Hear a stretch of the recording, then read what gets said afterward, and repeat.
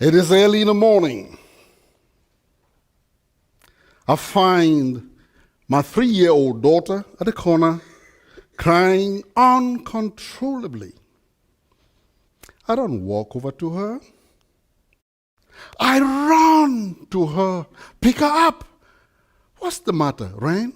Why are you crying? She cries even louder. Did someone hurt you? Suddenly, she stops.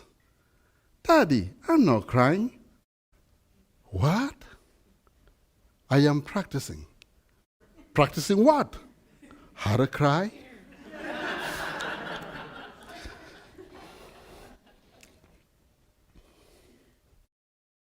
In Africa, many have also been practicing how to cry since independence. The primary result is poverty. Struggling U.S. communities have been practicing it too. The result is the same: poverty. We have forgotten my daughter's main lesson: practice. We have forgotten that only prolonged and dedicated work drives results. Our heart, like every organ in our body, is one of our finest teachers. It is always working, prolonged and dedicated work, prolonged throughout our lifetime. When it fails to work, we fail to exist. That's one reason we too must give prolonged and dedicated work.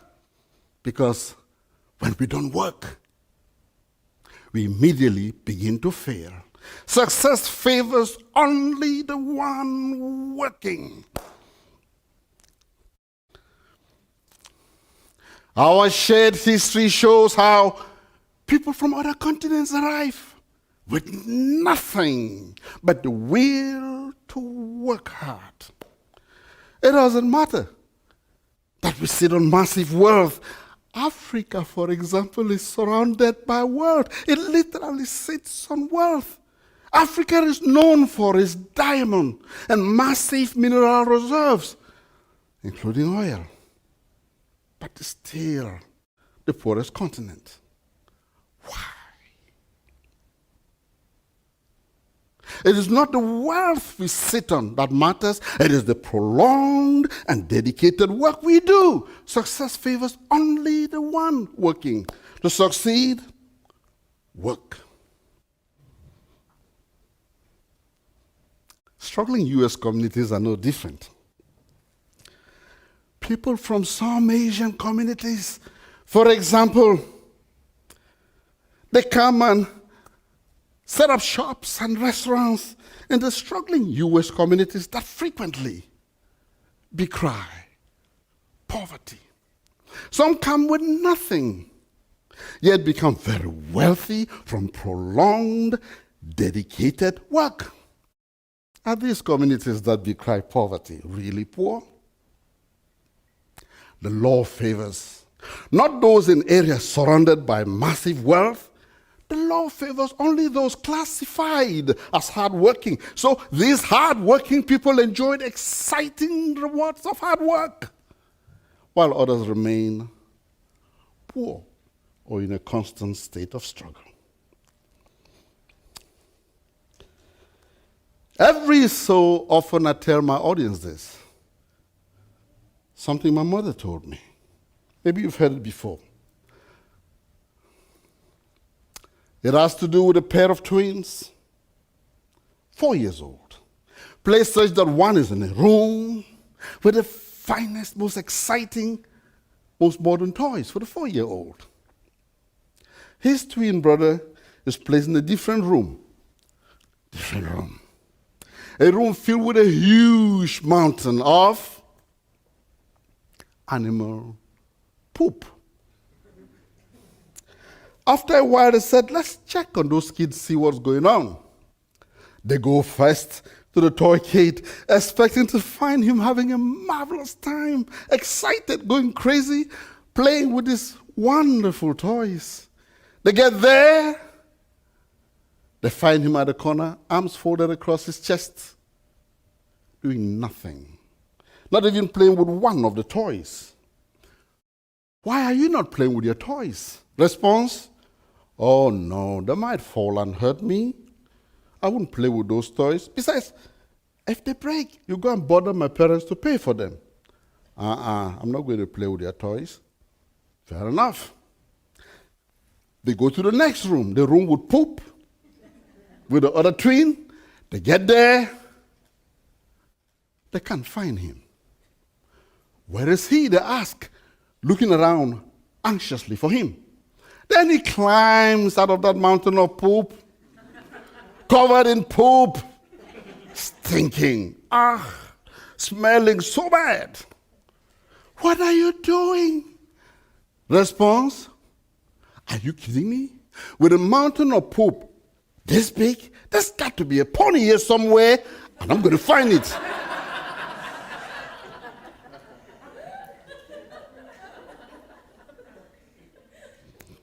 Question, who do you admire more? The toy kid or the poop kid? Response, and everybody said the poop kid.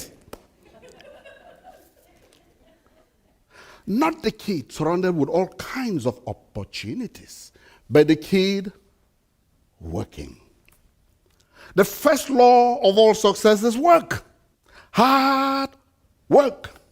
Prayers can prepare us for work, but will not do our work for us like many think. We must do the work. Africa, my father told me,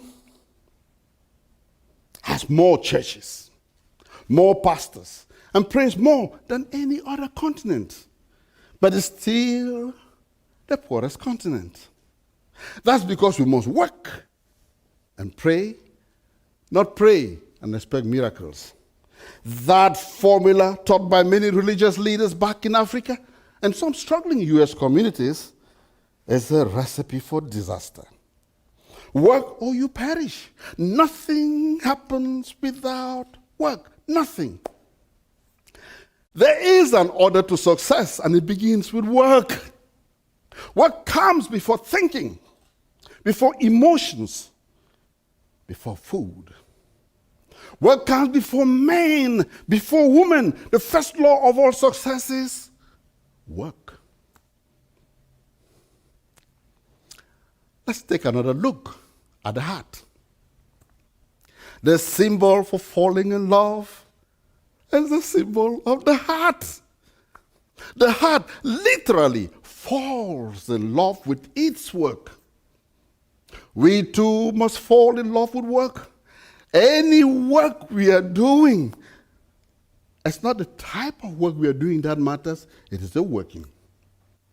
Yes, we've been told that we must know our purpose. We must find our purpose. True. But that's not as important as understanding the role of work. We don't need to know our purpose before we work. Many people don't know their purpose. Whatever it is we are doing, we must work it. For unless we fall in love with work, become passionate about work, and make work part of who we are as a people and a community, like the heart is part of us, we will remain unsuccessful. Yes, we can find blame in others, in tough circumstances and bad luck, but only work will truly free us.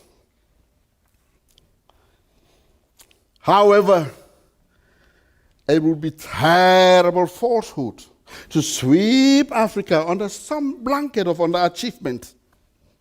If we do, we will be forgetting that Africa has produced 23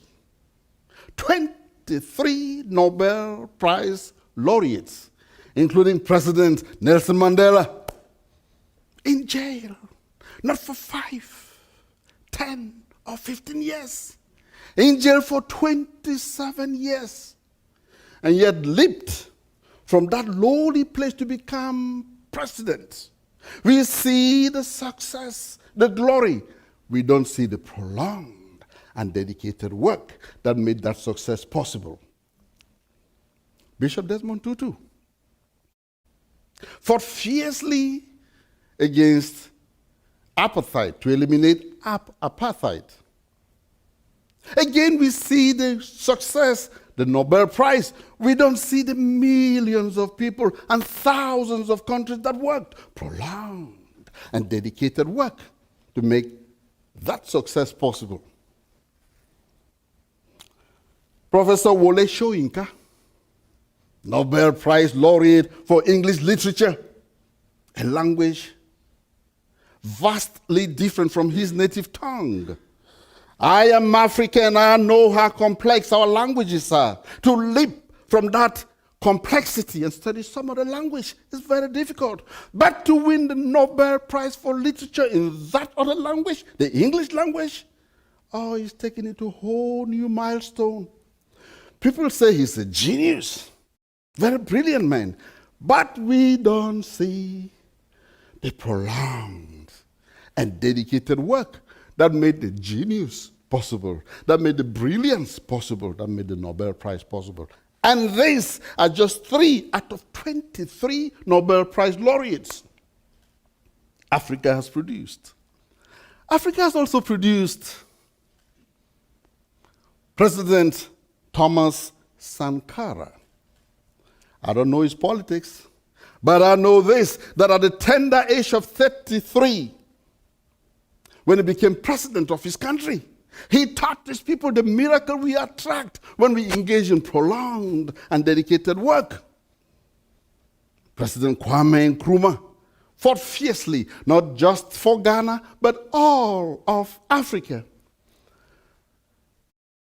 And if you've ever listened to the music of Fela Kuti, you know that even if you listen to it for the 1000th time, you still think he created that music last night.